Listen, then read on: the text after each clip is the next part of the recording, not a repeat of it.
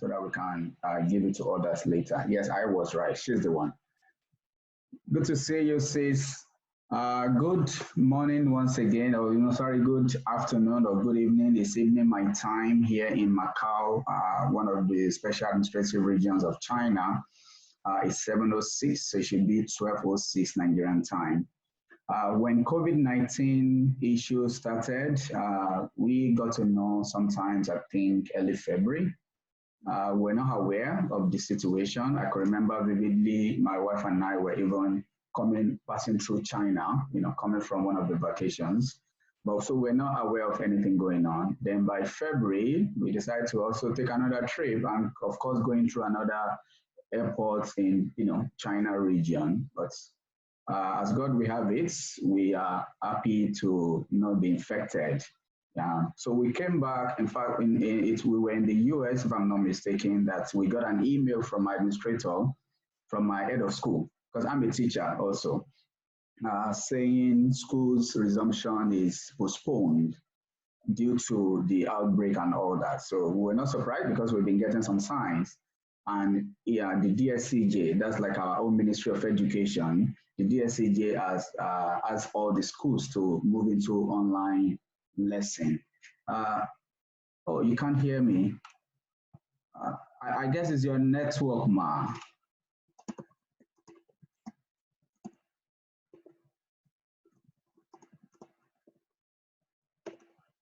Can everybody hear me? Please say something if you can hear me. Just raise your hand if you can hear me, please. Thank you, sir. Thank you, sir. Okay. Stabuki, I think it's your network. Please check your network because our screen is, okay, I think she can hear me now. She raised her hand. Okay, so as I was saying, please check your network. Thank you. So with the whole thing, we have to start looking into ways in which we can improvise. And I'm talking about as far back as February 3rd, because the school was supposed to resume February the 3rd. So, so from February 2nd, we started planning on what to do since we knew we're not going back to school. And fortunately for me, I've been in this situation before. During the Ebola outbreak, I was in Daywaterman and I had to use an application called AnyMeeting. And the problem, so I'm going to be discussing AnyMeeting, Zoom, maybe Google Hangout, and I look at the pros and the cons of some of the ones that I've used. Again, if I may state clearly, I'm not speaking as a professional in e-learning. I'm only sharing ideas of what I have been using the past 10 weeks, which could, be useful for someone out there. That is the purpose of this webinar, not to train our teachers, because I'm sure our teachers are well trained. We just need to share ideas, we need to share information. That is the purpose of this webinar.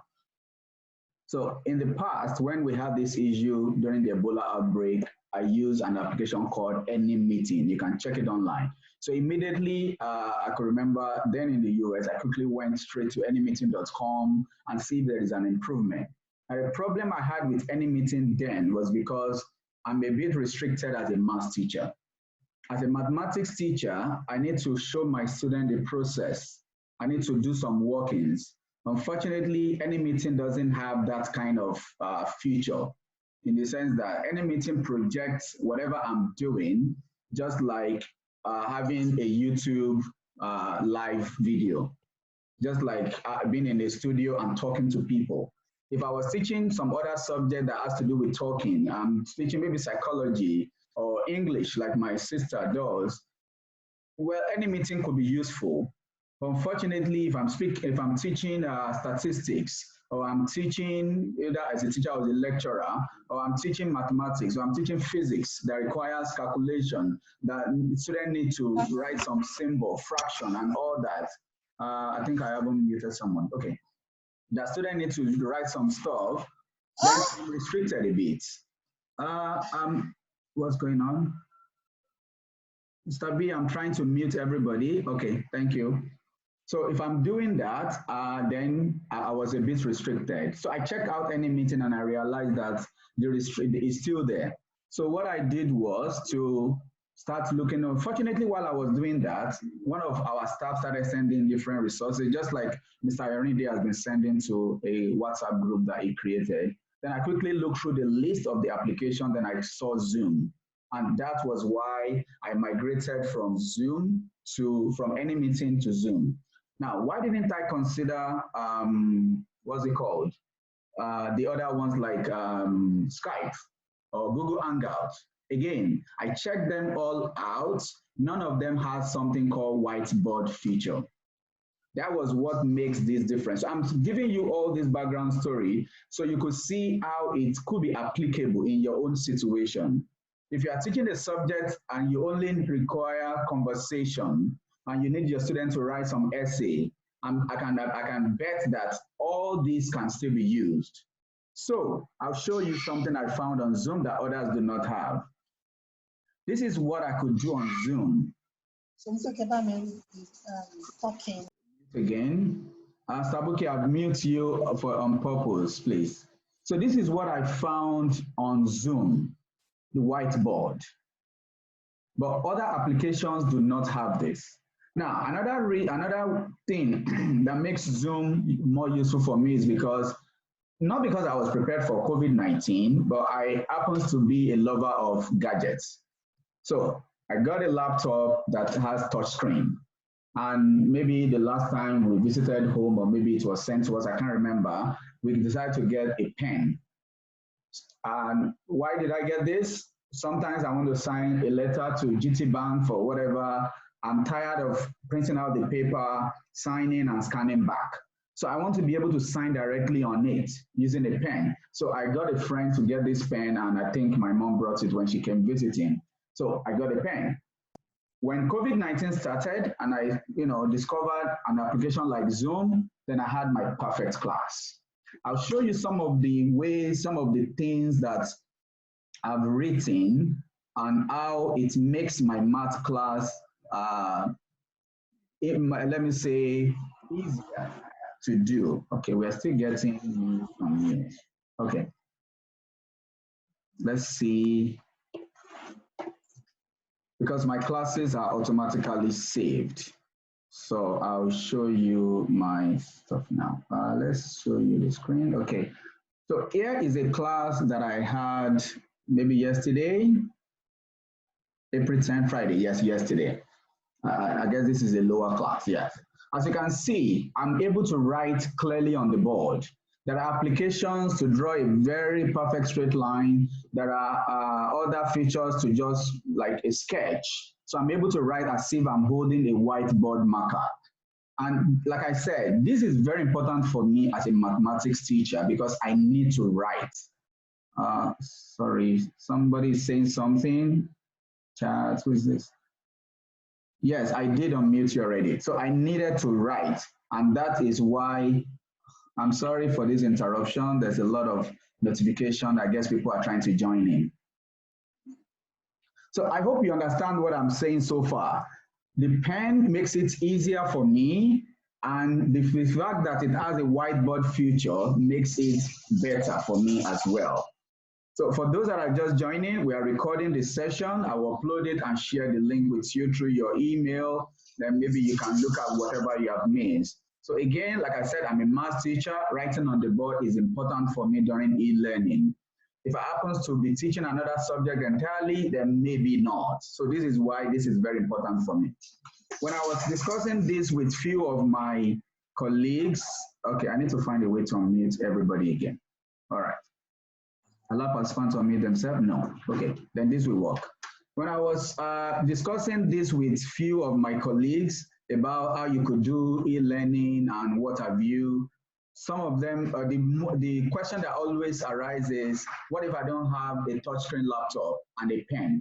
And I get that, especially if you're a math teacher, you're a science teacher, or any other subject that requires the use of board. Then it becomes a bit difficult to use this whiteboard feature if you do not have it. So here is me. I'm sure you can see, I can't see myself now. I don't know why that window was minimized. This is me writing on the board. I could pick different colors, you know, I could do different things, I could erase them, I could do it, whatever. So this is how I teach my math every day for the past 10 weeks, like I said. So somebody then has, what if I do not have a touchscreen laptop? Or even if I have a touchscreen laptop, what if I don't have a pen?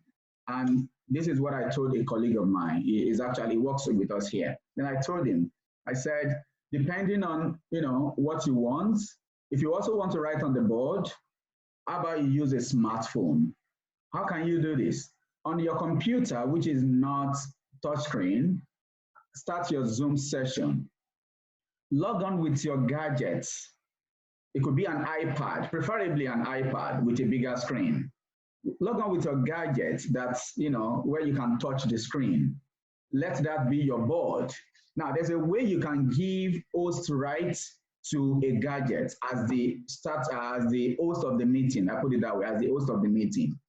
So I told my colleague, I said, log on 2 devices, give hosting right to this cell phone, or maybe start your meeting on the cell phone so that by default, the cell phone is the hosting right.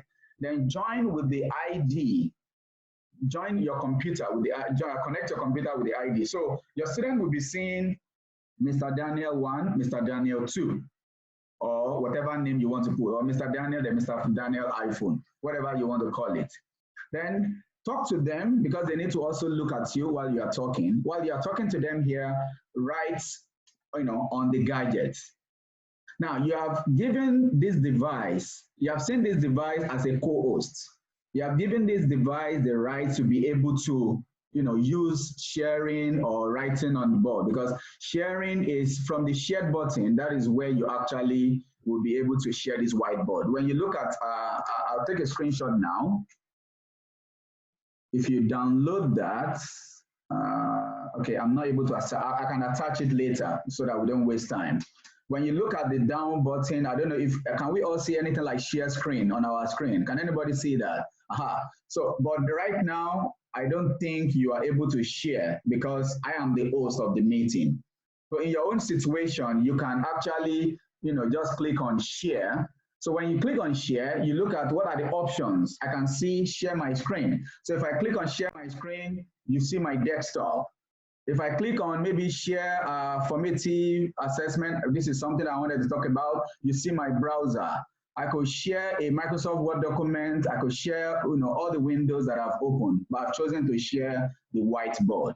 So because I want to teach, for example. So the sharing of the screen is what brings out your whiteboard. If this has the right to also share screen, then you could use this to write while you communicate with your students using the other device. Because not everybody, like I said, has a pen or was prepared for the pen. I wasn't prepared for any whatever. I was just, you know, a gadget freak person. I love to have a gadget and use it for as many years as possible and make my life easier. And coincidentally, that works for me this time. Okay, so that is one thing we could use. Yesterday at work, because right now, as you are all aware, the COVID-19 stuff is going down a bit in China. So China is getting ready to go back to work after we have experienced our lockdown for about 2 months. This happens to us. It was very hot here in February. So like I said, schools were closed since February 3rd, Monday, February 3rd. And now this is end of February, end of March. Now this is April. So we're already in almost 2.5 months into all this. So you can imagine how long we've been in this situation. So to enable people interact better, my work decided to have us come around twice in the week. Maybe not everybody has access to all the resources they need at home. So to be able to educate the student better online, then the campus was open. So for my own department, so to speak, I mean, like either middle school and secondary teachers, that is one unit. For us, we are to come on so day. So somebody raised issue of privacy and blah, blah, blah. Then there was need for our IT to introduce others to us. And one of the things that were introduced is, oh, how about you guys use Skype? Now, this is one of the reasons I do not like Skype. From those that have used it in the past, specifically one of our ICT teachers said she has used it in the past. And in this meeting, I have the sole right to do anything. I can decide to say, oh, Mr. Ayorinde is not doing what he's supposed to be doing. Maybe he's not showing his face, and I need to be sure that that is Mr. Ayorinde online. I can decide to remove him from the meeting. I have the right as the owner of the meeting, as a teacher, if you get my point. I can decide to say, oh, Mr. Ayorinde, or maybe Mr. Faleti, if I could use your name, is being noisy in the class, then I mute him. I can do that. In Skype, from what I've heard from those that have used it, because it was raised in a meeting yesterday, student can decide to mute you, because everybody has equal rights, basically, and that is not ideal. Student can mute you, student can even kick you out of the meeting. Imagine starting a class and your students are kicking you out of the class. So I thought that is a huge red flag for me. That is why Skype would not be ideal. But if you are teaching maybe matured-minded students and you have no reason to worry about this stuff, or maybe you're having a one-on-one session with some a student that is preparing for university application, or a student that is preparing for some international maths competition, such a student will not think of mischievous things, isn't it? Then maybe you could use Skype, because there's a level of trust there. But you're dealing with students in GSS who are still probably have no clue what they are doing in school but to play pranks. You don't want to risk it. They can do anything they can do and undo. So that is one of the reasons I don't like Skype. Google Hangout is one of the things that people use. Of course, in Google Hangout, I tried it also today, and I'm going to show us hangouts.google. Okay, maybe I just start all over again. So I'll show you just a sec. Where's my Zoom again? Okay.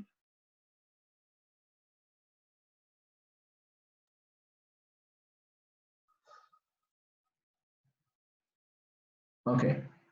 So now look at this. This is Google Hangouts. This is my account on Google Hangouts. Of course, if you have a Google account, all you have to do is just sign up. So I'm going to start a call, and I'm going to include my wife in the call. And I'm going to try to see if there are anything I could do with Google Hangout as a math teacher. Can everybody see my screen? Google Hangout, get started by calling, blah, blah, blah. Okay, good. So I'm making a call now. And let's see. So I can invite people. Okay, I copy the link. Then I'm going to send to Madame. Or better still, maybe I just put her email. Because I'll be using this online, so I'm going to pause this, pause the recording so I do not expose our email when I upload it on there. To your personal email. Okay, so she's going to join now. As a matter of fact, I could actually also use another device that is right in front of me. So we see how this works. Have you seen it? No. This is, maybe you can refresh. Yes, please, thank you. Okay, I'm going to use, yeah, I use your Gmail. I'll use your business account. If I get it first on this device, then maybe we can use this. So that's fine. Okay, I've seen it here. I don't know why you can't see it. Okay, now I can just put it here. Video call from Daniel. So I can see as a user, I can see there's a call coming in. So we'll see how this appears on the screen and how I do not. So how do I pick this now? Yeah. Okay, here we go. Come on.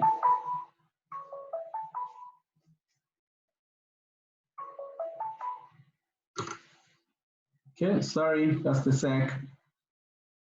Hangout.google, here is it. Let's do that again. How about send it to WhatsApp contact?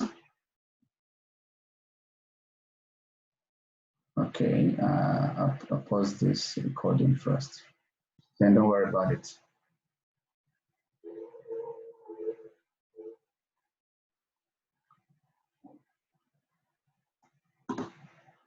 Join. So can you see? So this is our accounts. Oops.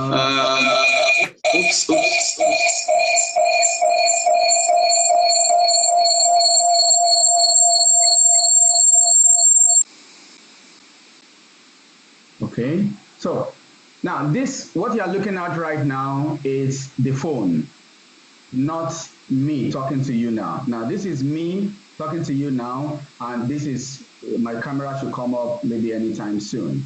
So what you are looking at right now is the phone.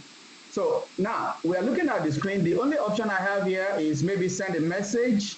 Can everybody see what I'm looking at?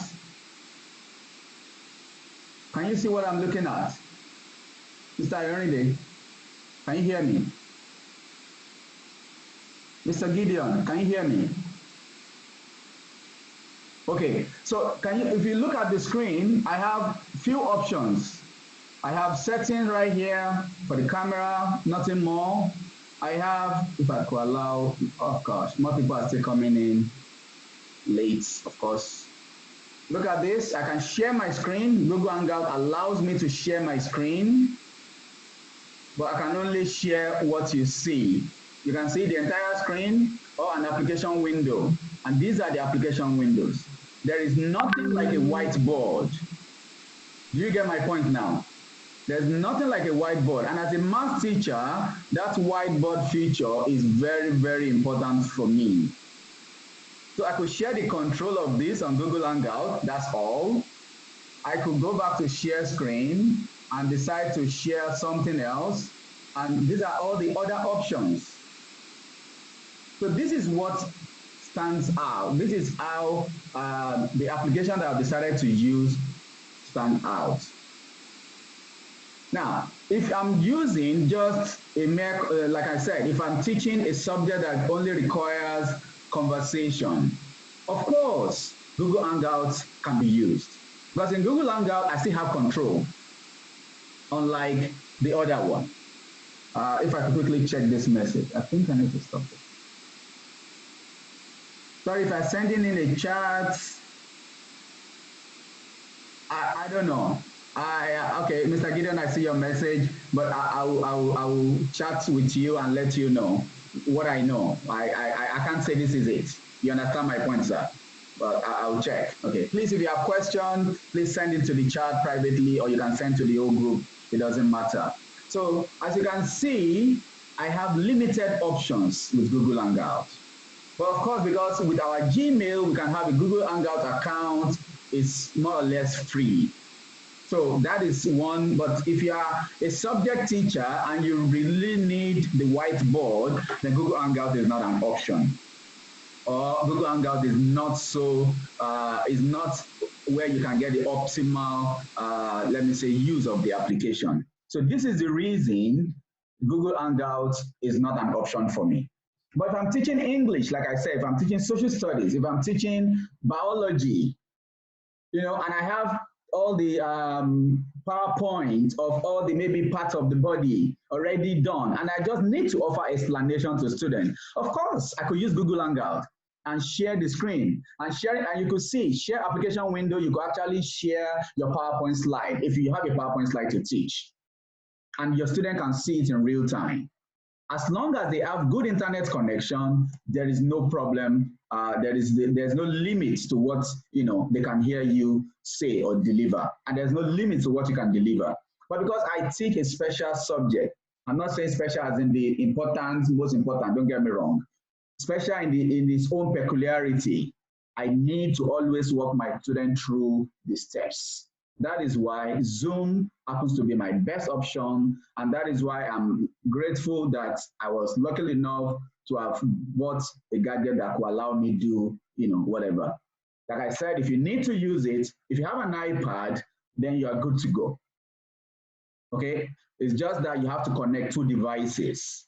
Or if you only connect your iPad, you can hang it somewhere and you talk to your student while you write. You don't have to look at the camera. But of course, you just write and let them understand. Because as math teachers, as physics teachers, you want to show them, oh, this is where you should have divided this is that, and that's it.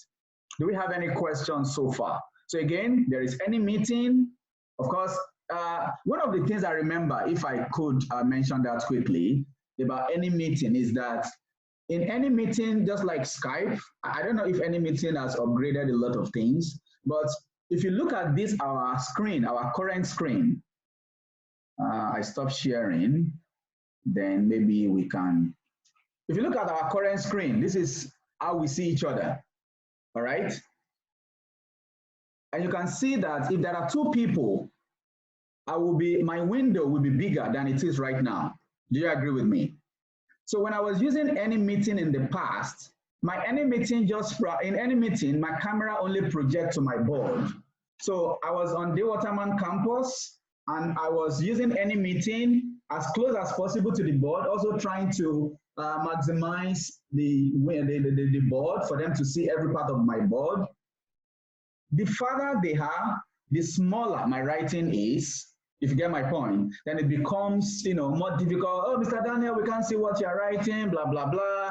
Or then they send me maybe some questions in the chat. If I mute them, then I need to come close to my computer to see the question, because if I leave their voice activated, oh God, students, everybody wants to talk, they want to talk about some game, they need to virtually tell them to keep quiet by muting them and things like that. So these are some of the issues I face with any meeting.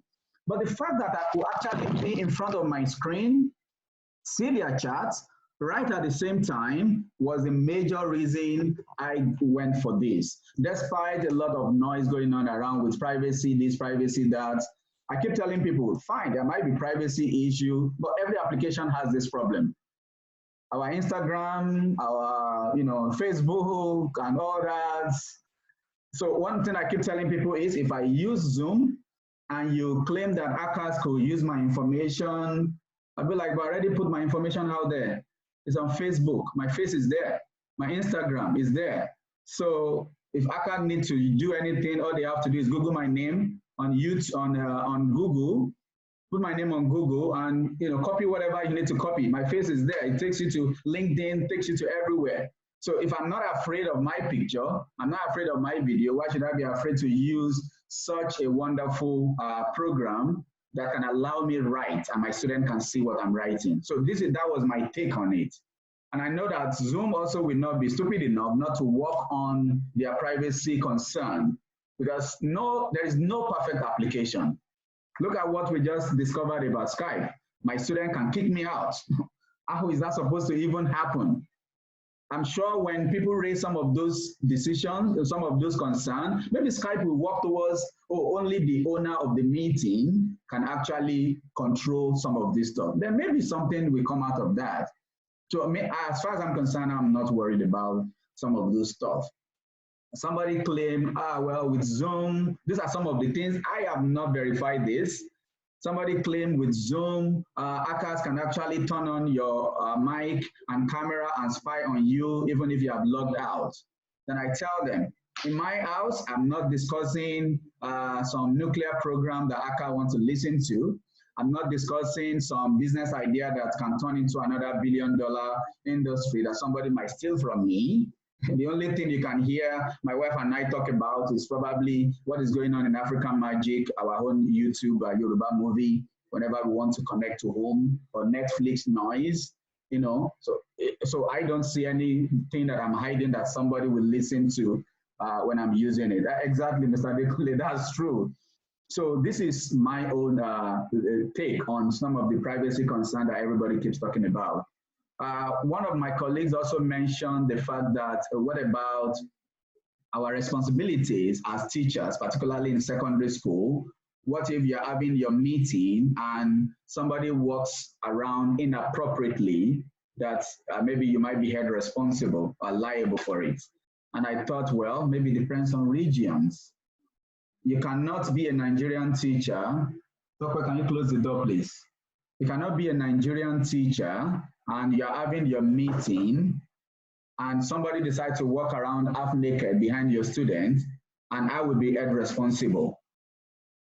Do you get my point? Like, why should I be held responsible? Sabuki is teaching us English, for example. I am here listening to our lecture classes, and my wife decides to walk around with bikini. She should be the one ashamed. You shouldn't be held responsible for it. Even if you have recorded the class and put on YouTube for your student to watch later, she should be the one to beg you to crop that portion out.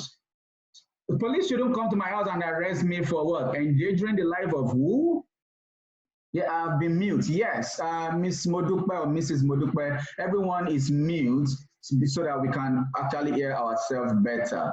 If you have a Q&A later, or maybe you want to chip in into the discussion, then you can, then I will unmute everybody, then one-on-one we can talk to ourselves, because I believe I'm not the only one with the best idea here. Mr. Arinide probably has something, Ms. Bukola probably has something, Mr. Gideon probably has something, and maybe other people that are probably still joining us. So that's why I mute everybody. Apologies, please. So I hope you understand my what I'm trying to say when it comes to some of these privacy or whatever issues. So that is my take on Zoom. But I told someone there was this rumor about, oh, your information can be shared with, especially where we are, that, oh, maybe with this, hackers can take your information, share with Chinese government. And I'm like, I'm not some professor in nuclear program that somebody needs to spy on and kidnap and take me to their country too. So why should I be worried? And I don't see any of my students as in that category. So it's only the Oga at the top that needs to be afraid, not common person like me. So that is my take on that. So do we have any questions so far on Zoom, any meeting, Google Hangouts, Skype? Those are the few that we have mentioned in our discussion so far. Do we have anyone? Yes, Mr. Dekonle, Zoom is okay, but my school is not on the platform. Your school doesn't have to be on the platform, sir. You just open your account with your Gmail or something, and there are free versions, there are paid for versions. One of the reasons I'm using a paid version is for me to be able to record my lesson. Because I record my lesson, then I put it on YouTube for my students to review. And just like every other region, you have students who probably sleep off and wouldn't come online by 10 o'clock in the morning. So, and I still want them to be part of the class so they can watch the video later. And since internet is not a problem in our region, there is nothing like, oh, I have just 10 MB. Every home has Wi-Fi, every library, every public places has Wi-Fi. So they can always watch it later. So that is why I decided to go for the paid version, and the amount is not so much for me, so which is why I decided to go for it. So your school does not have to be on it, sir. You can record on free version. Oh, okay. Mrs. or Miss, apologies, maybe I'll just use Miss as MS. Miss Abimbola said you can actually record on free version. Okay, I think the only thing with free version is you only have 40 minutes. I think that was the only restriction. Yeah, I think it's only, yes, you can actually record. You only have 40 minutes, while in the paid version, you can go beyond 40 minutes. I think that was the only thing. But you can also still do your longer lessons even with that. Once you do your 40 minutes, you start the meeting again. Our online Chinese language teacher does this. Our classes is usually more than 40 minutes, so she'll connect us for 40 minutes, then she sends 2 IDs, then after 40 minutes, she starts another meeting, everybody joins on Zoom again. So you can actually do it even for longer classes. Do we have any other question before I move to the next thing that I want to discuss with us? Anyone, sir or ma'am? If you are joining us, just joining us late, like I said at the beginning, I would like to say that again. I am not an expert with e-learning.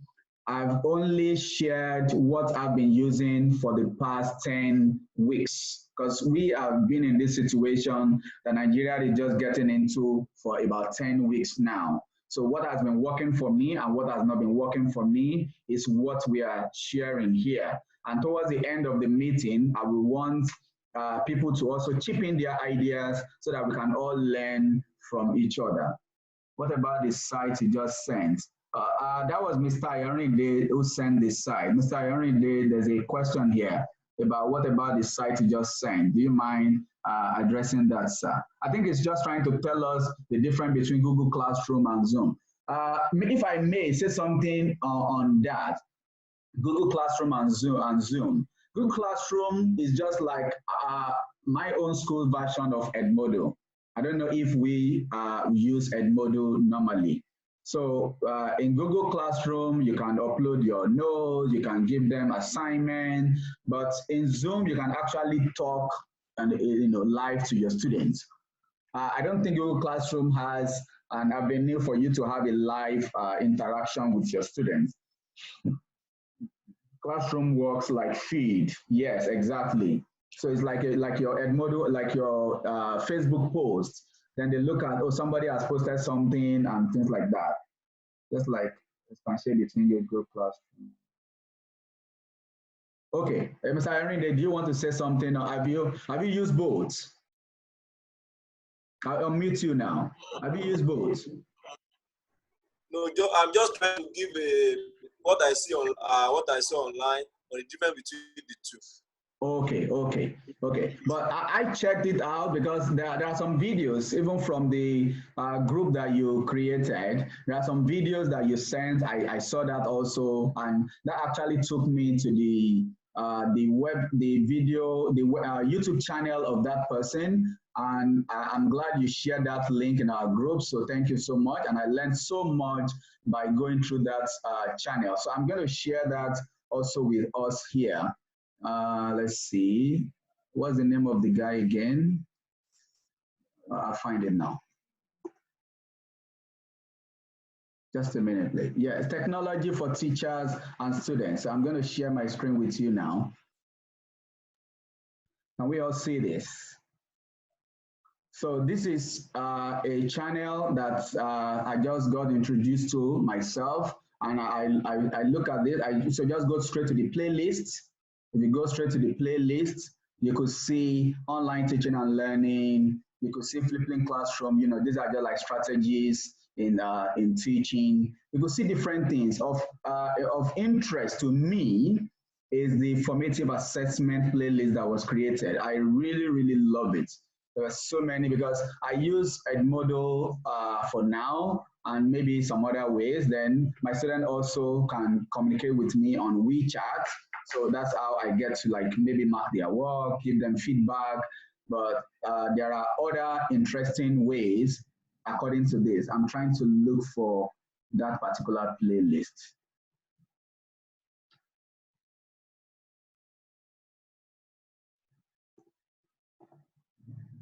Yes, I think it's this one. Can you see? Formative assessment. This playlist has a lot of options. So I want us to please check out this quiz tutorial, this formative tutorial. Those are the ones. Kahoot, I've used Kahoot before. So, and I was able to learn so much, in this. Then you can use Google Form as a quiz as well. So there are so many things that this guy has put in here. I think he's a Spanish teacher somewhere, and he did a very good job. It's an old, whatever, it's not that old. Actually, December 2019 was the last time he updated it. So that would be if maybe the video at the top. So maybe we send this link to the group chat, then everybody can save that link and you can explore it later and see what is applicable in your own case. And the link to his actual YouTube channel, maybe we can copy that also. So that is his YouTube channel link. Okay, if I go to home, right. Yeah. So you can please save this link. Take your time to explore. You will see what works for you in your own situation and what does not. For me, from my understanding of this, I took note of some, and I would like to share some of the things I jotted when I was, looking through some of these things. Can you see what I put here? So like this Go Formative, one of the reasons I love this, now this is about feedback now, our assessments, okay? For me, so because I want to also apply this in my own teaching and learning, I took note of Go Formative, quiz. I use Kahoot. I'm not gonna use this, like it doesn't really apply to me. Somebody has a question in the form when among those that submitted the form about early years students. So I noted this, maybe they could look at it. I've shared this link already, so maybe we can remove that. as for me, I use Edmodo, like I said. Now, why I will sign up for this Go Formative is because of this. In my Edmodo quiz, when I give my students quiz, I'll show you something without, of course, revealing my students' identity, because my school will not like that. I'll show you some things now. Give me a sec to, do you understand my point? To mark them wrong. So the question, now here I can give a feedback. Very good. When I say very good, it saves automatically and the student can actually see it later. Okay. Now, the problem I have with this, so these are the quizzes that I've done in the past. Okay. So I'll show you even investigation for logarithm for maybe the big boys and girls. Maybe I'll show you this. Oh, come on. Okay. You can see even for investigation, you see this is where I put the answers, but the student must put exactly what it should be. And so in their own screen, this is what they see. They put the answer, then in the next question, I ask them to comment on something. I use this lesson rather than teaching, giving them the laws of logarithm. I gave them like an investigation to deduce it themselves. And also the subtraction, then they have to comment. Then, so I expect them to write here M-hem. If the student decides to write N-hem, which is correct, A, B, and B are the same, mathematically speaking. If the student writes this, Edmodo marks it wrong. That is where this is a good application. Because as a teacher, you can actually put other correct answers. So I could write MN as the original answer in the box. I could write NM as well. I could write maybe M.N just in case the student decides to use the middle dots and things like that. I could write maybe M times N because you don't know how our students think. If they can't type times on their keyboard, they can decide to use capital letter X. So anytime the application sees any of these, the students are given the correct answer. So that is one thing I love about this. If you see the video, I'll send you a video about this Go Formative. You can watch it yourself. One of the ones that I will be using is this quizzes.com as well, because it has mathematical symbol. So it asks something like this. Let's see.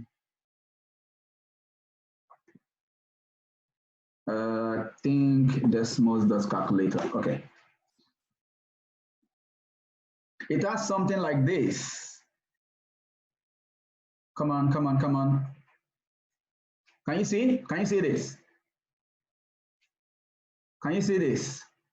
Can you see my cursor, please? Can you see all this part for 4, 5, greater than, square, and all that? Can you see that?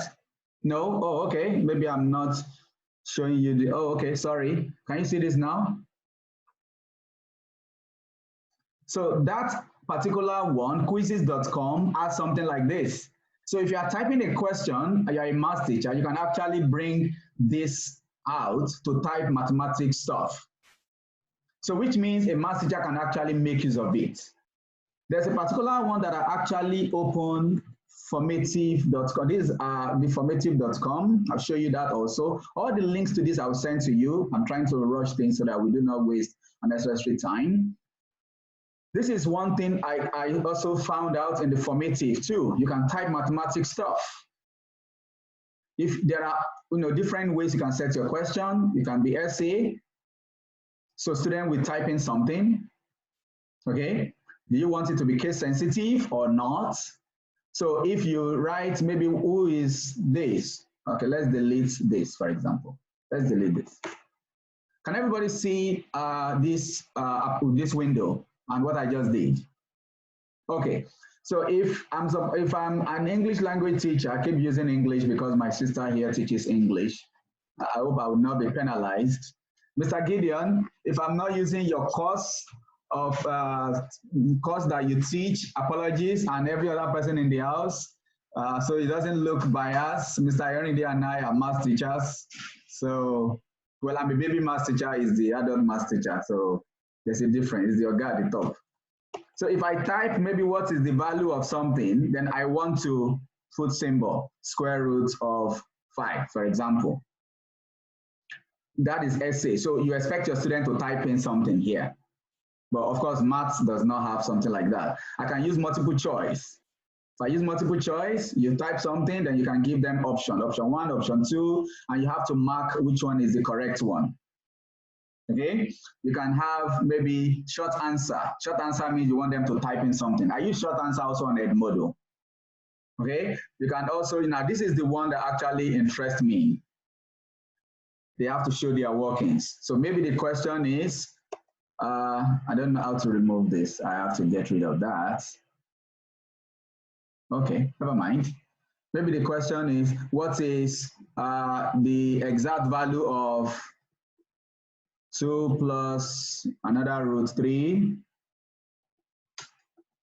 okay, minus, then I said root 2 minus root 3. Okay, now this is one of our Olympiad style kind of question. Maybe I want students to do this and I want them to show the workings. So I choose show your workings, and guess what the application will do? This is what it will give them. I can decide to change the background, but I'm not going to change that. So let's see what my student will see. This is what the student will see. Okay, and to show their workings, once they click that, if they happen to have an iPad, then they can write, oh, let's, you understand my point? Let's maybe square root of. So this is me as a student answering the question. Okay,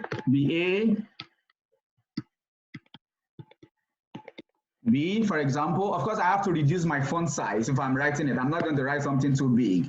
I have to try to manage the space, okay? Then I can say, so let's say this is the whole question that I'm doing.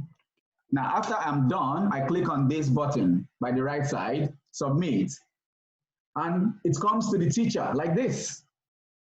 So as a teacher, once you are checking what your students are doing, you can always see this from your end. Oh, this is not right. Oh, this is right, and things like that. And you can, of course, maybe give them a comment through a live video, or maybe other ways that I haven't thought or haven't discovered because I haven't really explored it. It's something that I discovered because Mr. Henry shared it in one of our sessions on the group, and I decided to explore. You can see it has LaTeX because it allows you to type in LaTeX command. So that is why I'm going to be using this. Quizzes also has very nice feature. So because while we are teaching, we want to also give them assessment, formative assessment, even if we cannot do the summative assessment for now. But we want to keep challenging their, how maybe intellectual curiosity. You want to bring it out. You want to be able to test if they are doing, if they are getting what you are saying and things like that. So you want to give them things, regularly. In my Edmodo, I do this a lot. Like almost every day, I'm on the computer trying to, get something done. I can, not this one. Maybe I close this. If I go to Edmodo and I go to load quizzes, you will see some of the things that I've used in the past. Can you see? So every time even for investigation of even if I want my student, there was a class in Form 5 that I taught maybe logarithmic function. That's an assignment, not this. So I want to show you something here, equation with variable on both sides, homework. I'll load the quiz so you see. This is for grade 6. Here, I want them to answer the question. So what my student will normally do, which we all agree on, is to type 4W equals, maybe 4W plus 8 equals, I'll show you maybe some of the things they did. And I tell them they have to do this to both sides. So it's a matter of, it's a lot of effort for them too. But that is the best we could do. So 4W equals maybe 16. Then because we do not have divide function, I told them to use this. So divide both sides by 4. Then they will type in this is equal to this. And that's how they've been working for the past 10 weeks. So even as a math teacher, I want my students to show the steps. I've been able to use Edmodo to encourage my students to show the steps. So we use Edmodo. I've also discovered other ones shared by colleagues, and it's been amazing. And I'm going to keep exploring it, and I'm going to apply it in my classroom. Mr. Idowu said, "What group are you talking about? Where you and Mr. Inde meet? Where will I not meet a guy like Mr. Inde?" Anyway, so maybe you can get in touch with Mr. Inde, and Mr. Inde will be happy to connect you to the group. It just brought together educators to share how we could actually survive this e-learning period. So that was the basis of the group. Okay. Please, do we have any question so far? Mr. Gideon, I saw your question. I will maybe address that in a minute. I wanted to show something finally before I go. Okay. These are some of the very important, very nice things that Edmodo. Can you see my Edmodo screen? Can you see this? Okay. So this is assignment, because I could actually just come here. Do I want to create assignment, load existing assignment, create quiz, or load existing quiz? And if I want to create a quiz, put the title, algebra, put the instruction, you have 10 minutes or 20 minutes. That's what the student will see when I post. Then I can decide to choose which type. This is how I use Edmodo. If I say true or false, it gives them true or false. Then I have to click which one is the correct answer and ask my question. I can attach file. I've done that before. Like attach maybe a picture. I think I did that for one of my classes. Let's see. I think it was a P6 class. I'll show you.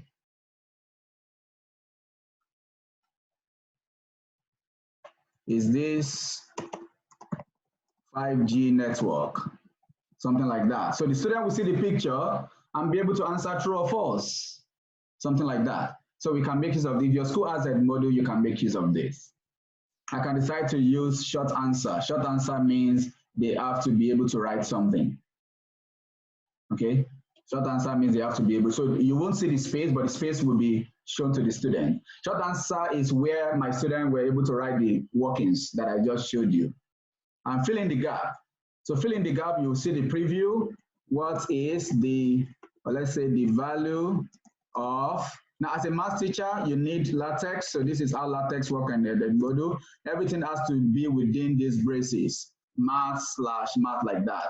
So log, I can see, to base 2 of maybe 16. Okay, something like that. Or maybe 16, then I could say times maybe 32 is, then I put dash. Underscore creates that space automatically. Okay, now if I'm not mistaken, this is 4, this is 5, the answer should be 9, then I put 9 here. Now if my student writes something else other than 9 into that box or decide to leave space, then they are going to be marked wrong, because Edmodo doesn't know anything about math. Edmodo only answers what I programmed there. Do we understand this? Matching. Matching is the one where I type maybe n term is equal to maybe 2n plus 1. Maybe I put another n term, 3n minus 2. Then I can put the answer. The answer for this, I can say maybe fourth term. I just want them to match which one is correct. Fourth term is 9. Then for this, I could say first term is 1. Then I don't need too many options. Then I could add more answers to make it difficult.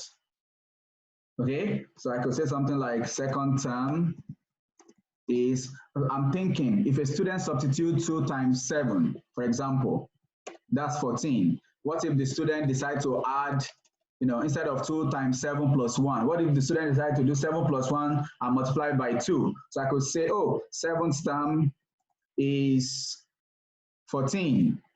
No, seventh term is 16. because I know somebody might make a mistake. While here, I write the correct one. 7th term is 15. So when the student when I preview it, this is what my students see.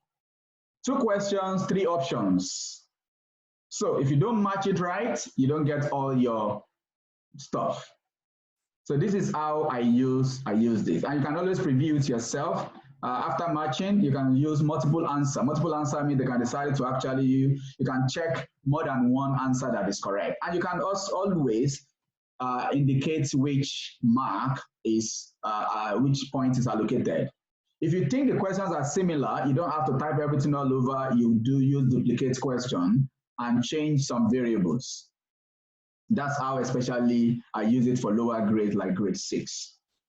Because you want to give them same question over and over and over by just changing 1 and 2, 3 and 4 and things like that. So I use the same, I just duplicate the question. It's about reinforcement at that stage, basically. It's about reinforcement. Okay. So that's that about that. One thing I also do with this is, this is an investigation.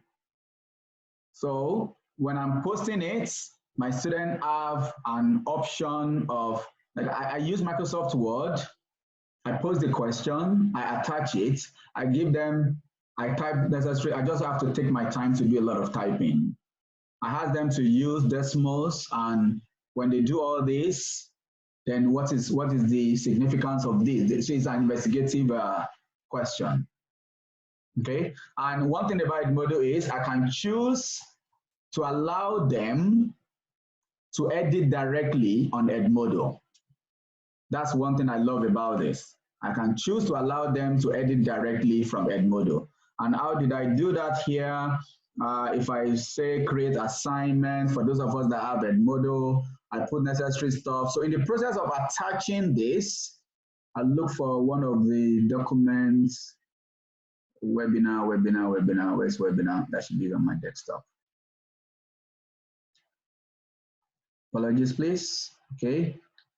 This, for example, you see, Edmodo will give me an option. You see, view only, or the other option, can you see, make copies? Can we see that? So if you are using Edmodo and you use make copies, your students can edit directly, and when they submit, it renames the file in their name when being submitted to you. So they don't have to download. They can actually just, so if it's some kind of essay or whatever, and you prepare the question on the Microsoft Word document, and you give them instruction, type your answer, blah, blah, blah, then, they don't have to download. They can type in if the internet connection is good, of course.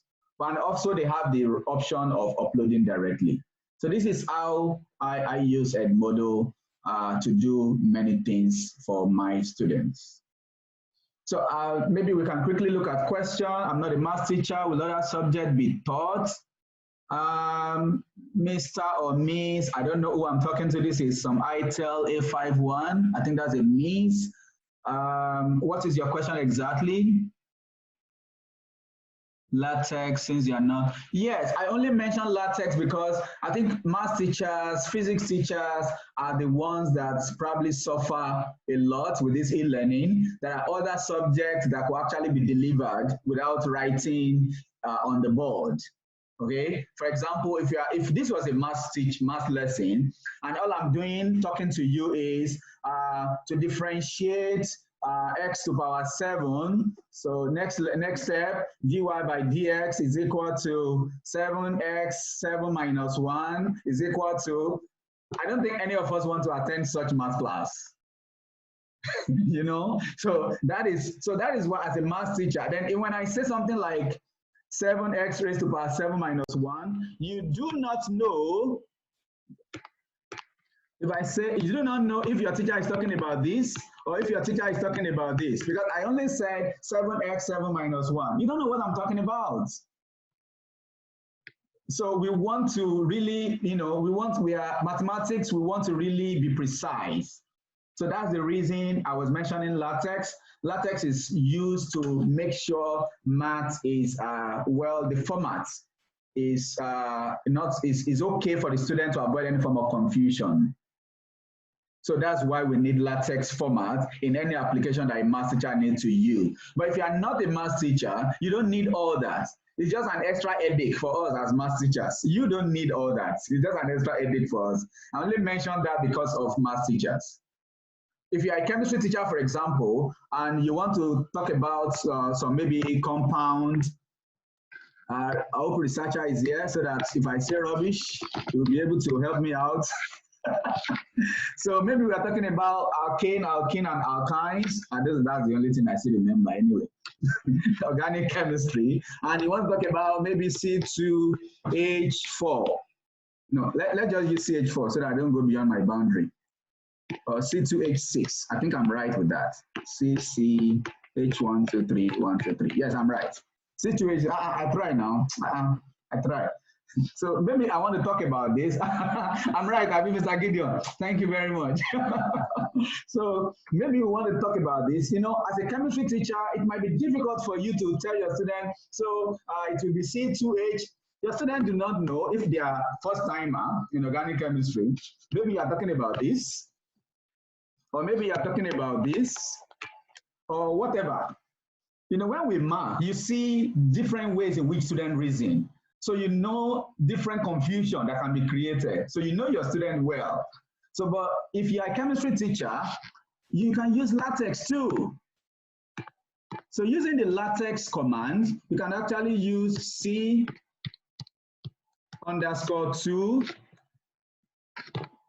So the output at the end of the day will look like this. H_6, the output will look like this. So your students are not confused about what you're trying to tell them. So if you are setting a question online, you want it to appear like this to them. Of course, when you are teaching them, you already took your time to type on Microsoft Word. Of course, Microsoft Word has all the C2 whatever thing that we need to do. I believe we are all, you know, good with Microsoft Word. So if I just use Alt equals, it takes me to type equation. Then I could do this, or before then, I could just select my subscript, and I could do my C2 whatever, H whatever, C2 H. Okay, I should copy this. I'm sometimes lazy to type all over again. So if I'm typing, if this was just a class note, Microsoft Word is enough for me. But if I'm giving them quiz online, a formative assessment online, you want it to appear. It's like, oh, what is the name of this compound or whatever that is called? So that is the reason I mentioned that, Miss. I hope I answered your question, ma'am. Madam, did I answer your question? Somebody mentioned something about early childhood. Is a person here, like you are teaching younger students? So what I found online, you can explore it. I think it's one of these, I'm going to post it to everybody now. So if you are teaching elementary, whatever class, or maybe you have younger students, you want to check that YouTube channel out. I've not checked, but I saw something that has to do with younger ones. And so I thought I share it so that if the person is here, the person is able to maybe make use of them. Okay, maybe not that link, because what I'm looking at right now doesn't look like it. I think I saw that from that guy YouTube channel. So you explore that YouTube channel and see something that has to do with early. Mr. Irinde, if you can see it, please share with us something about younger students, maybe like the primary, the babies. So my recommendation, if you have younger students, just engage them with games, educative games, like Kahoot. Have we all used Kahoot before? So you can set Kahoot online. There is something that looks like Kahoot that guy shared too. It was differentiating between that and Kahoot. I think it's quizzes. It's not quizzes. If I find it, I will send a comprehensive email. It's like Kahoot, but the only diff, I'll type Kahoot, what I mean by Kahoot here. So Kahoot, I use that a lot in school, that's Kahoot. So you will go to kahoot.com, register with your Gmail or whatever, I'll show you some of the Kahoots that I have used in the past, but your student will log on to the game that you have created using kahoot.it. Okay, so there are two different areas. You as the teacher, you go to kahoot.com. I'll try to open one of my Kahoots now. I've used that a long time ago, Kahoot.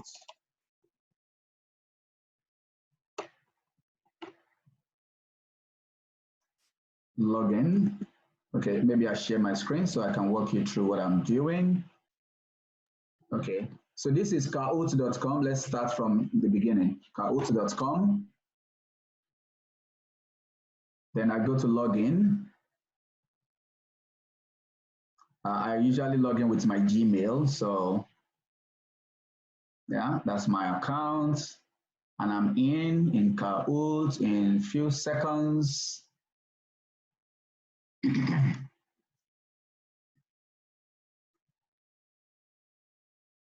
Of course, I use the free version. So I'm trying to find the ones I've created. You can see even due to this Kahoot Premium free. So even Kahoot Premium is now free. A lot of all these companies are using it. Somebody said they have issues with Kahoot. Well, none of these things is totally each free anyway. So I'm trying to find my Kahoot that I've done in the past. That was before the school closed. So I guess, I don't know why they're giving me this. My Kahoot, let's see.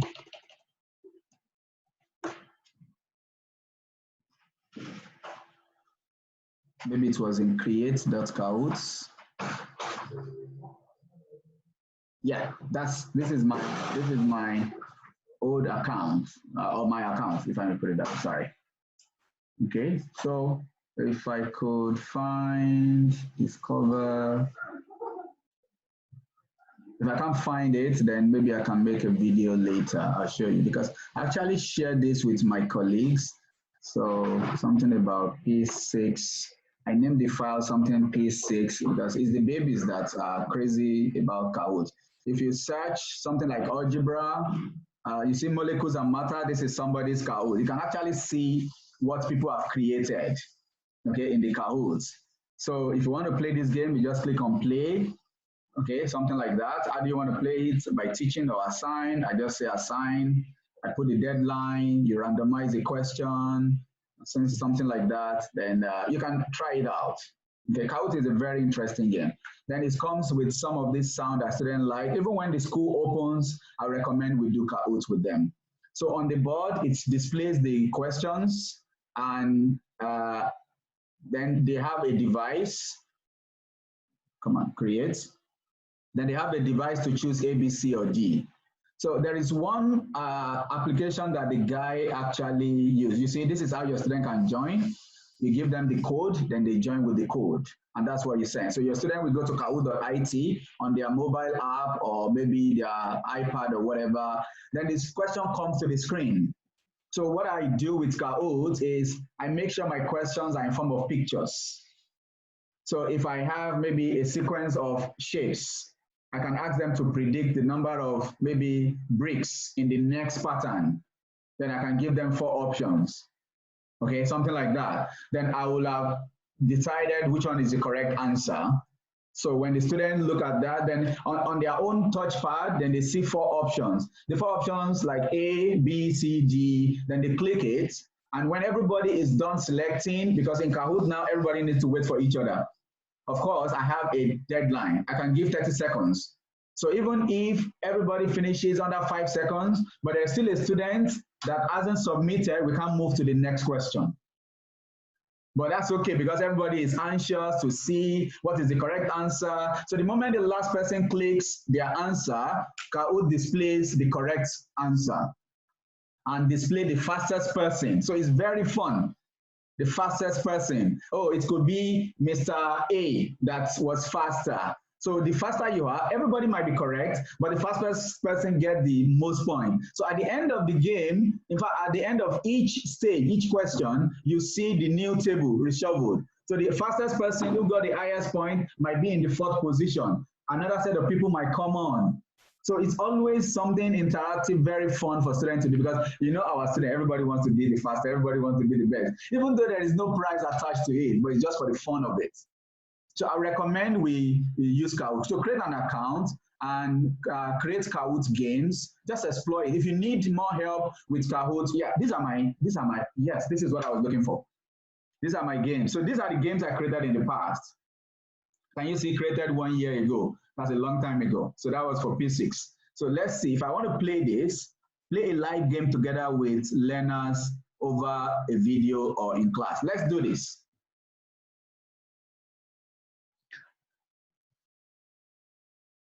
So we can use classic or team mode. So we're going to use classic. I can do other options too. So ready to join? Right now, go to kahoot.it online and click on this. Can I have maybe 1 or 2 people try it? If you have another device, kahoot.it and use this code. Oh, you can't hear me? You can't hear me?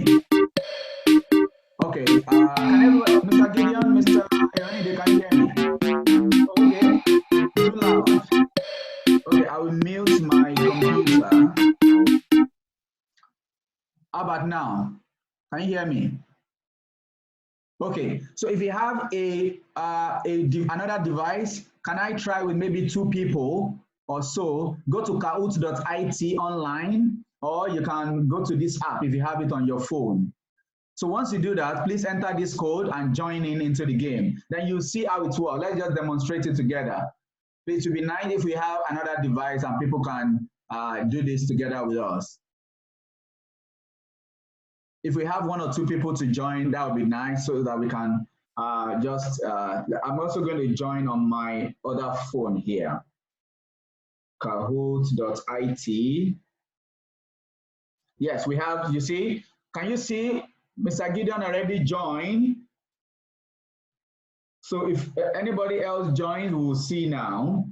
So I'm also going to join, then you're going to see. So when your students join, you see them. If you have 10 students, and you can always know how many of them have signed up already. Quickly, I'm going to, sorry.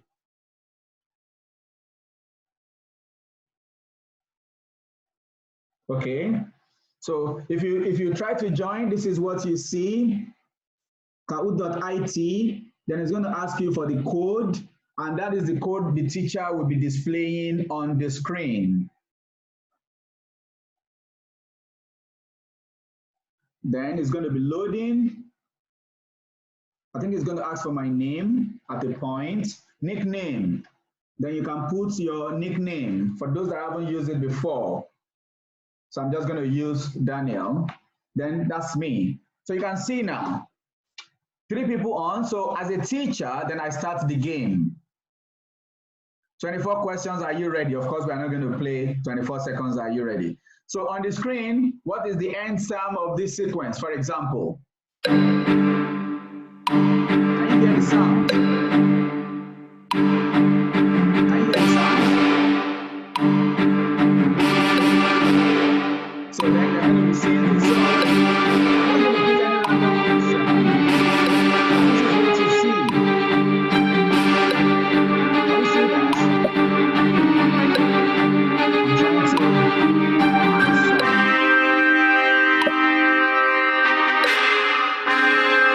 Can you hear me? Mr. Randy, can you hear me? Okay, all right. So I've minimized it. So this is what the student will see. A, B, C, D. So we have to look at it. Triangle is n plus 1. The rhombus is 2n. So maybe I think it's 2n. I think. Now I'm waiting. Can I ask others to just pick a random answer? Anyone that is in the game, pick a random answer. So once everybody picks the answer, then Kahoot displays what is correct. Can you see now? So this is what you see as teachers. Okay, this is what you see as teachers. So this is the media I attach for students to see. Okay, then you can see this is the correct answer. One person got it right. Oh, two people did this, which is wrong, blah, blah, blah. Then you go to next. Then you can see, oh, Madam Modukpe got 601. Why the rest of us got this? So you can see your students are always ready. Then as a teacher, you click on next, then it prepares them for the next one. And that's how Kahoot game is played. Very fun, but it's a lot of work as teachers. You have to be able to spend time to prepare this. Okay, so this is Kahoot. So your student will join with kahoot.it while you prepare it from kahoot.com. And you can always save it. Once you save it, even teachers from other places can actually search. When they search something like end term of sequence, you can see what people have prepared for end term of sequence in the Kahoot game. So while Kahoot, you have to wait for everybody in Kahoot. In another application that was shared by that guy with the YouTube channel, you can actually assign the game and student can do it as homework. So which means I don't have to wait for Mr. Erinde if he's not being fast with his question. Everybody can do their work at their pace, but it's also a game like Kahoot. So that's the difference. If you look at that YouTube channel, you see different formative assessments. I think it's maybe quizzes. I think it's the quizzes one. It's a bit different from Kahoot. So I'll be checking quizzes. I'll be checking Go Formative. I'll be checking, yes, I think those are the two that I want to try with my student. Quizzes and Go Formative especially. Okay? So to me, that is how we can do, okay, reduce the volume of your computer. Oh, sorry, sir. I think that was because I was playing the Kahoot. How is it now? Is the volume better now? Okay, it's because I was playing something and the noise was mixed up. So this is the few things that I want to share with us. If there are any questions, please type in now. If anybody has something to share, please indicate so that I can, yeah, I'm going to give it a try. Yes, you should try it, sir. I'm hearing for the first time. Yes, I just discovered that too about 24 hours ago, and I spent my time to watch the video on that YouTube channel that we sent you the link, and I found it very, very interesting. I actually created an account immediately, and I could see how even it helps me to type in mathematical function. Because if I'm going to give my student question, I want them to be able to see it with that formatted output. So that's why I love that. But it works for every other student. You can go live on Google's Classroom. Oh, really? Oh, okay. I haven't tried that. Apparently, someone has used that. Miss Abimbola, apologies if it is Mrs. or Dr. Mrs. or Professor Mrs. My apologies. Do I unmute you so you can maybe talk to us, please? Is that okay? I think Go Formative is free, yes. Mr. Sage, can you hear me? Do you want to talk to us so that you can explain what you have said? She said, can you go live? Oh, it's a question. No, I don't think so. I don't think so. I've tried it. I don't think so. So I thought you meant we can go live. No, you can't go live. My apologies, please. Mr. Irene, have you used Google Classroom?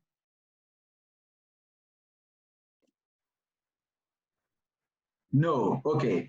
What about Mr. Idowu? Have you used Google Classroom, sir? Mr. Idowu Isaac. A guy is there, or he's pretending that he's not hearing me. I will give him query now. He's there, I know.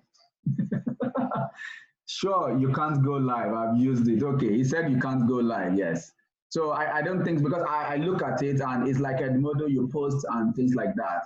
So I don't think you can go live. So this works for me. Like I said, the Zoom works for me because I have a pen. I think Mr. Gideon was asking about this pen of a thing. Mr. Gideon, do you have a touch screen, maybe iPad or something? Okay, I wouldn't recommend, because of this period, you invest so much in a gadget. The latest one, when I got my computer sometimes in 2015, the guy has retired now, so I'm using Madam's computer.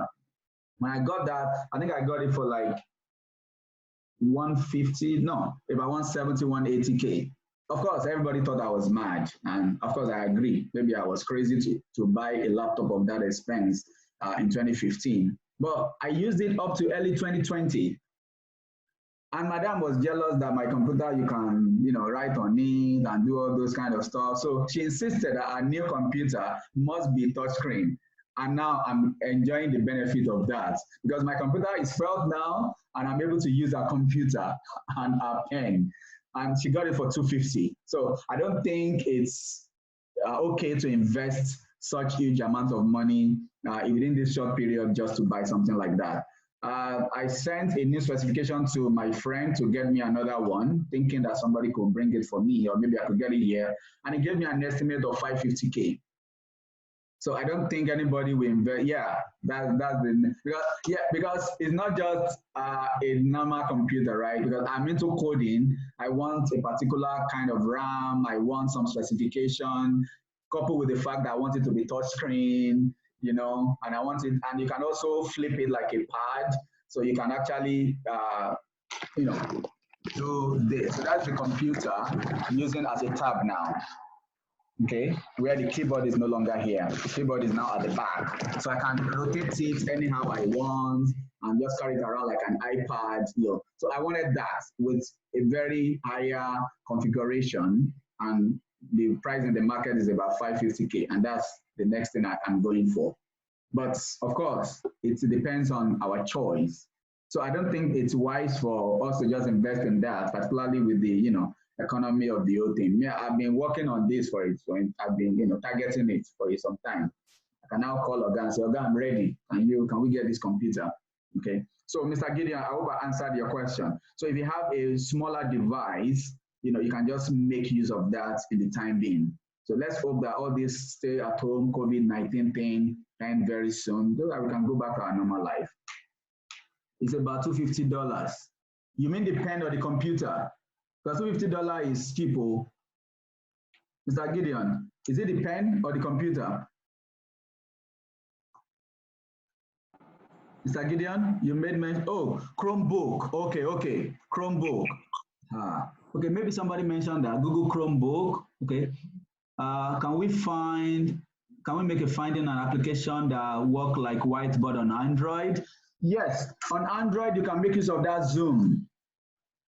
Zoom works on Android or iOS device that you can, write on, you can do that. Zoom works like that. And that's what I use. So this is just on the computer. If I'm not on the computer, I can do this on my iPad too. Okay, that's what we're talking about. So you can make use of that. Any other question before we go? I know a lot of us want to do other things. Mr. Isaac, so you won't talk, Abby? You are busy typing there, hiding behind your keyboard. That's how you hide behind it and be abusing my president that is not talking. And you are not talking too. Madam, Miss Itel, I don't know what's the name or something, but do you have a question, ma'am, before we go? Okay, I hope you have got one or two things from what I and my ogas have said here so far. Thank you so much for coming. Mr.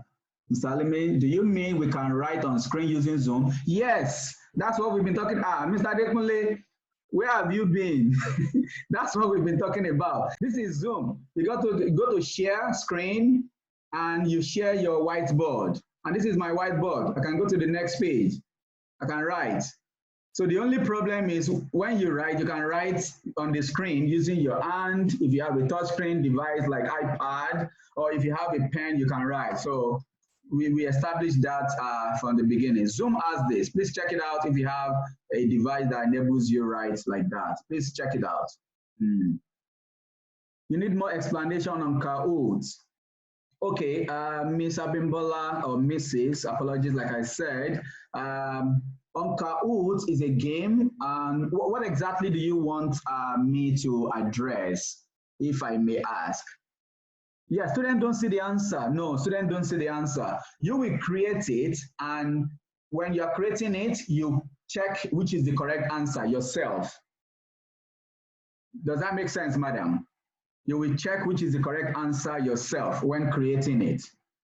Okay? Students don't see the answer. Let me see if there's a way I could. Yeah, okay, I'll show you something now. One of my Kahoot games, you see, this one especially, if I go here and I go to edit, if I go to edit, I click on this question. Can you see this? Can everybody see this? So this is where I assign true or false, which one is correct. My other question is this. So I can change it if any of this is wrong. These are all the questions. I just put this emoji, they're all online just to make it interactive and students will be wondering, you know, anything to make a child have interest in what you're doing. Okay, so students don't see the answer. So you just type in this, okay? And if I'm going to write, if I'm going to use it for maybe my IB class in Form 5, I'll probably type it on Microsoft Word to make it look in a mathematical format and take a screenshot, save the picture as JPEG and upload it on Kahoot, something like that. But for the little ones, they are not doing complicated maths, you know, they're just in school to play game. But so we have to make sure the game is something educative and interactive for them, okay? I did, and my students saw the answer before answering. I don't know how that is possible, Mr. Sage. Your students should not be able to see the answer. They are not supposed to. Has anyone used Kahoot before to confirm what I'm saying? So even if you are teaching university students, everybody has a gadget. As a lecturer, you can project this thing on the screen, and they'll be happy to play the game, you know? Even polytechnic, university, college of education, it's not just for secondary or primary, you know. You can use it if my lecturer in the polytechnic days or maybe university days was coming to classroom with a Kahoot game, I would love to be part of it because, you know, maybe the point is probably going to convert the point to maybe over 10 later. So because there is some, you know, incentive points.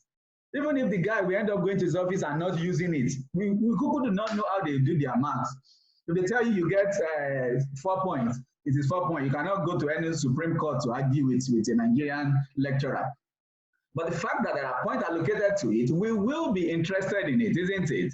And everybody will be, oh yeah, today I got 900 points. Oh, today I got 2005 points. And everybody will be prepared to come to such a class. So even our institution can use it. My teacher of blessed memory, Zubair, will always ask us questions in class, and he will prepare the points. So imagine him coming then with Kahoot game. Everybody, of course, there was no maybe smartphone, or maybe not popular, or maybe some of us are too poor to know that we can buy phone then. I don't know. Either case is applicable to us. But at least we enjoyed it. I send the link to the class. No, Ma, you're not supposed to send the link to the class. Miss Abimbola, that was a mistake. You don't send the link to the class, okay? What you need to do is just start the game, project on the screen. Can you hear me, madam? Please confirm if you can hear me. The way I did just now, a few of us just played the game just now. Start the game. Finally, your guy is here before I query him. So start the game, all right? Once you start the game, project that, student will see 0 player join, then the class code, then it will show them. I'll show you what I mean. I'll show you what I mean. Sorry, others. I want to quickly make sure that you see this play from your account, you will see play. Okay? Where's the chat? Madam, can you confirm if you can see this? Hello, Mr. Sage, can you confirm if you can see this? Yes, thank you. So if you click play, teach, okay? If I do that, now don't do all this in front of your students. So usually I put up the projector when I'm doing all this. Okay, so I have game options. So go to game options, do whatever you need to do in the game options. For example, what do I need in game option? Personalized learning, no need. Generate friendly nickname, no need.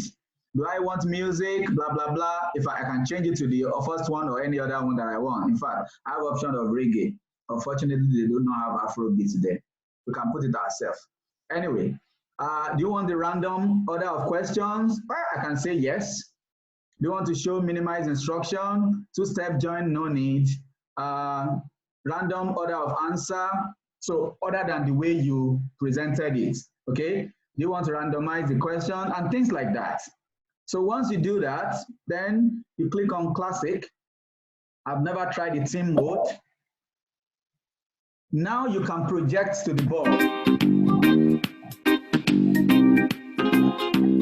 Madam, now you can project to the board. So this is all your students need to see. Okay, so even if you want them to play during this holiday, just copy this. See what I highlighted? So I'm assuming you are in my class, for example, and our chat box is our Google Classroom. This is all I owe you. Can you see that? Join www.this or Kahoot app with the game that. That's all. Okay, that's all you owe your students. Aha. I hope that answers the question, madam.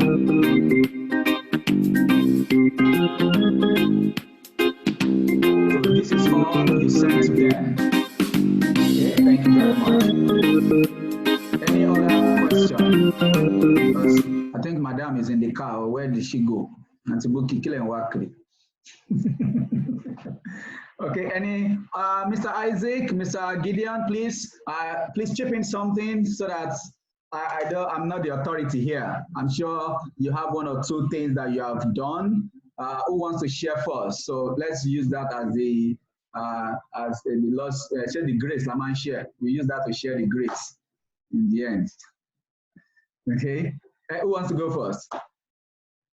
Mr. Isaac, do you want to go first? I will mute you if you are ready. Okay. All right, no problem. Yes, I will mute you now.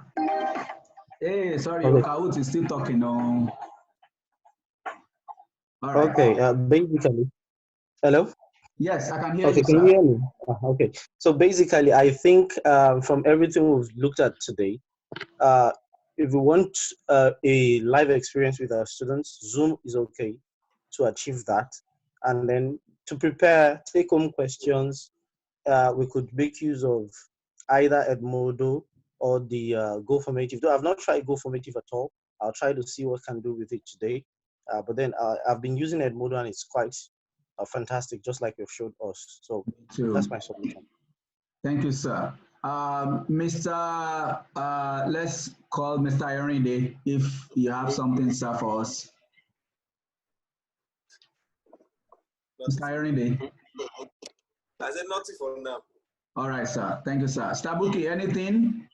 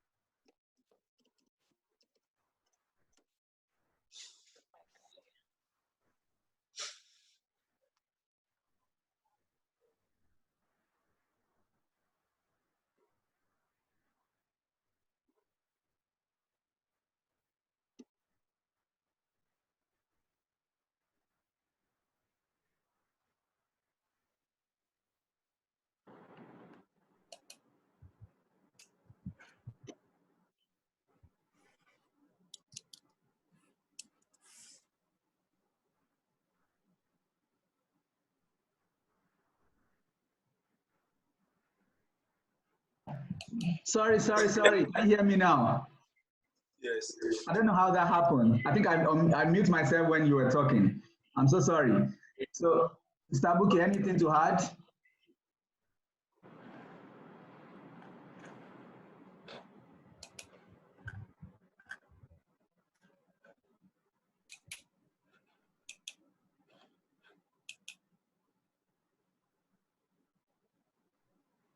Mr. Buki, I can't hear you at all. Can anybody hear her?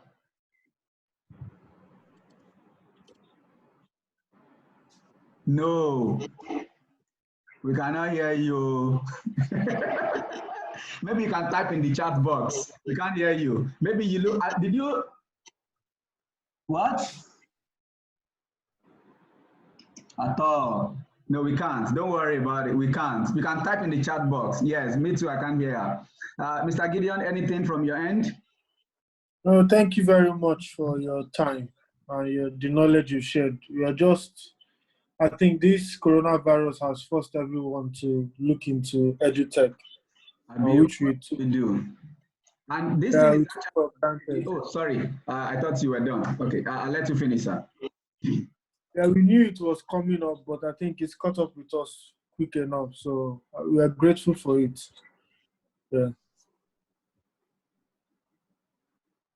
It's true, except that if not for our kind of maybe internet connectivity at home, should be a norm, connecting with students online. But do we have a strong network? You use MTN today, MTN starts misbehaving, you go to Glo say turn away, you go to Airtel say we are now Vodacom, whatever, all those bala things.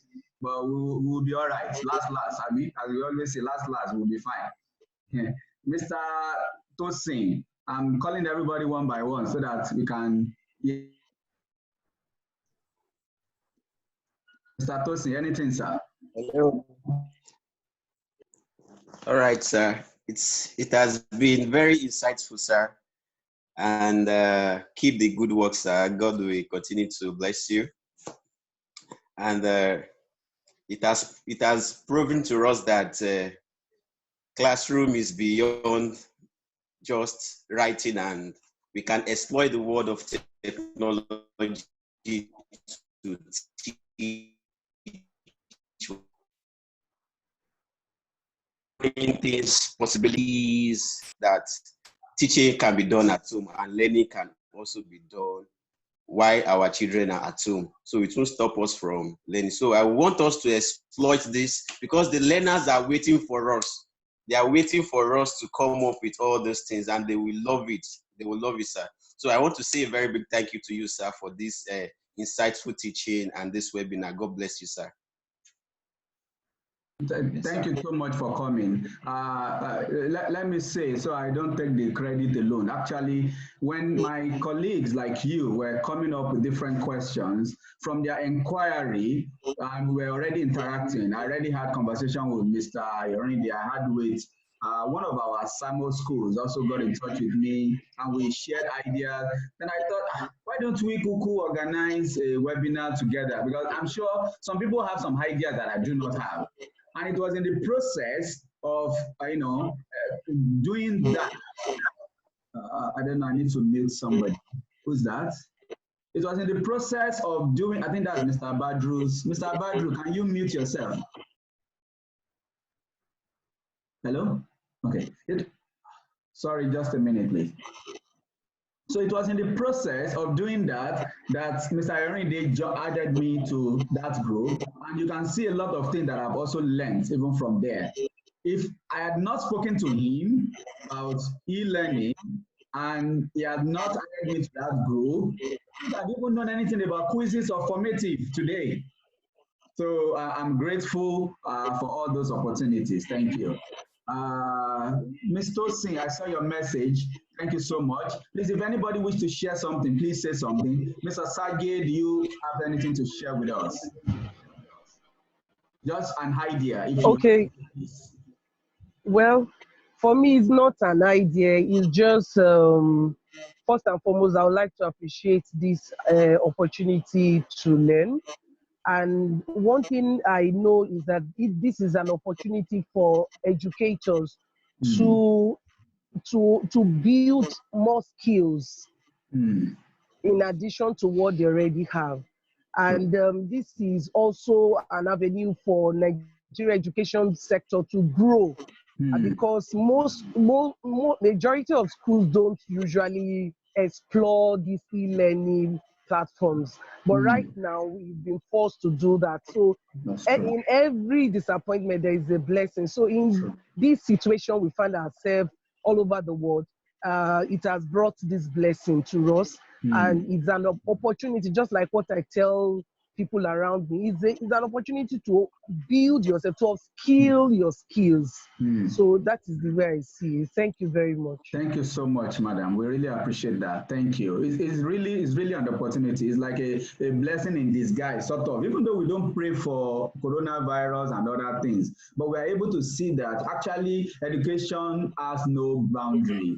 There's no border to the classroom. can actually do things, For example, I've had 3 meetings with my thesis advisor during this you call it prison break now or prison night.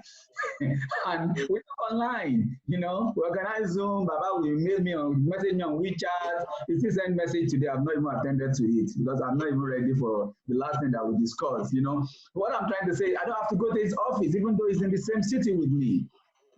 Sir, this is what I've done. I'm able to show him on Zoom Live. I'm able to maybe show my step on the screen. He's able to agree or disagree with me. The last time I remember, we were talking about, why don't you do this graphically?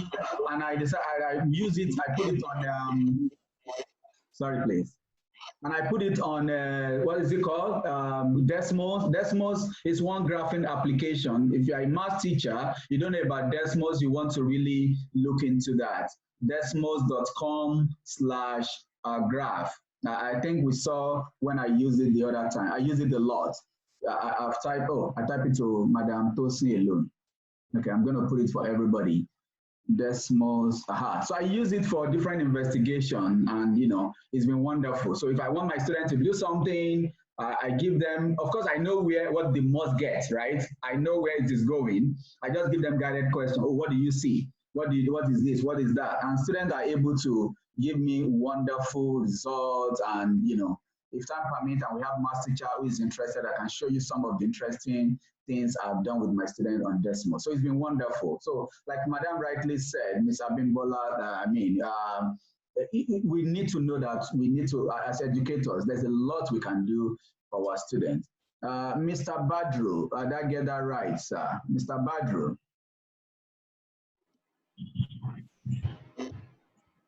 Mr. Badru, are you there, sir? Okay, maybe not. Researcher, anything for us to add, sir? Oh, thank you very much, Daniel. I've been using Zoom, and I think this class has shown to me some of the challenges. As we saw some of the challenges I usually face. I use what's it called? The whiteboard. I don't have pen, but I use my finger. So now I've just modified a metal that works on the whiteboard. Good. So thank you very much. I really enjoyed the class. Thank you so much. So that's exactly what we are saying. I said something about, let me quickly mute everybody first. Finally, if I'm a math teacher, these are some of the things that I use my Desmos for. So you can see the investigation that I showed us earlier, I asked my students to, when they plot the graph, I want them to take a screenshot, insert it here. So in my own question, I tell them insert here, question bank. Can you see my screen? So I think that was quadratic function. So you can see a lot of Microsoft Word documents. So it's a lot, I know, but what can I do? So this is what I'll give my student. Can you see it? So I tell them just instruction, guided instruction, insert here, blah, blah, blah. And this is what a student did, put in the comments, oh, this is happening. Then I go online during the live session, I guide them with these, oh, what is the significance or whatever, when this touches this, what happens? And, so e-learning, like we have seen, it's really good. It's really something we should look into. But of course, we have problem with connectivity, but we just have to make do with whatever we can. Now, I don't think there's anyone I haven't called. I don't want to sound rude or biased. Miss A51, do you have something to share with us before we go? You are the last person I think I haven't called. Please. Okay, I want to say, yeah, I do. All right, I want to say a big thank you for putting up something like this. Thank you so very much. And I am one person that is not very vast with methods like this, but this will really help me to push further.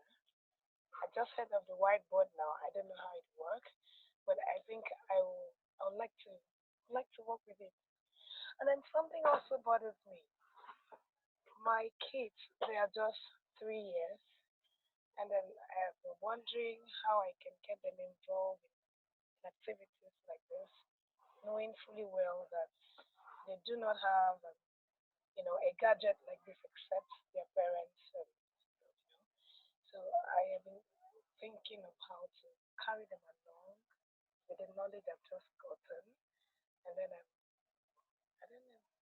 So I think you can help me out there. Thank you so much. Your point is noted, and even your concern, because not every parent also have a gadget to, like, have this. Okay, yeah, go and sit down with the iPad, go and sit down with the laptop and things like that.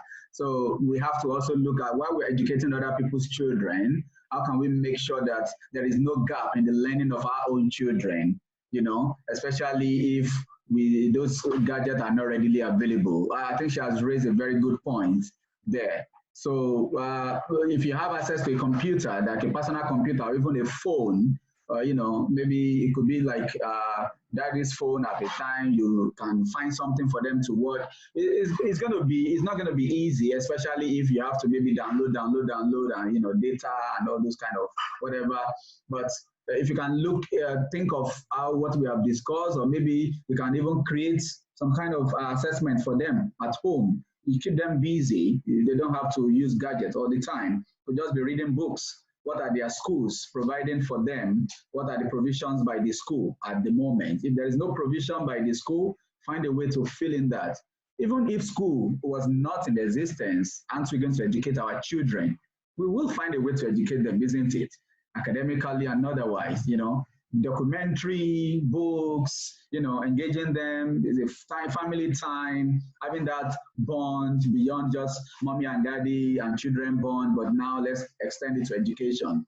There's nothing stopping us from, maybe a family of 4, daddy, mommy sit down and giving the student quiz, just for the fun of it. Daddy and mommy can say they are too busy to check student books. This is the time, because nobody's going anywhere. We are all stuck at home now. So we can always look inward and see how we can maximize this, whatever. If you have any question, I send those invitations with my email. Please feel free to write me anytime, and I'll be glad to share any other ideas that I have. And if you have more ideas that you want me to share with the group, please feel free to notify me. I have everybody's email address. I'm happy to send it out to everybody as well. Okay?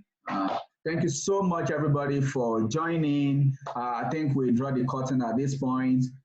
We saw Mr. Lukman's face. Mr. Badru is hiding. Mr. Dekunle is also hiding his fine face, because I've seen his picture. It's very fine, and he's hiding it. Mr. Sagie is also hiding somewhere where there's nothing we can do. Can only arrest them or call DSS to come and arrest them. Thank you so much. God bless. So if there is any other thing, maybe somebody shares something and there's need for us to talk on webinar, I hope you do not mind if I send you out an invitation that we can come together and brainstorm on the idea. So if there's any other thing, of course, please, maybe there's any thing you think we should look into. Oh, I saw this. Can we discuss this topic? Or can this help in education? Things like that. Please feel free to let me know, then I can send the invitation out, then we can all come online and share ideas together. If you are having some difficulty and challenges with, I'm trying to deliver this, I'm a math teacher. I know Mr. Idowu teaches math. I know Mr. Arenede teaches math. I know Ms. Bukola teaches English. I know Mr. Adekunle teaches math. I don't know Mr. Sagie. I know Mr. Lukman is physics, chemistry, and biology. Now he's teaching math, because I left my position in the researcher tutorial. Now he's taking over my position. There's nothing I can do. So if now that you know some of the subjects that we do, if that is a subject and you need to ask, oh, what can I do with this topic? I'm trying to teach this student during the live whatever, and it's a bit of challenging as a math teacher, can we come together? Then I can extend that invitation out, and the math teachers can come and we can all, oh, this is how I taught it, this is how I did that, and we can, it's like the normal CPD, right? We go for training, and no, it's not as if those that are running those training, they are just more experienced than us, right? It's not as if they have the best idea. Sometimes you go for that training and some of the ideas you say, of course, they've noted it and they use it in the next training because they are also learning. So we can always learn from each other. Okay? Thank you so much. I'll stop the meeting now. I will upload it later and I will put the link for us if anybody wishes to see it later. Thank you so much. God bless you all.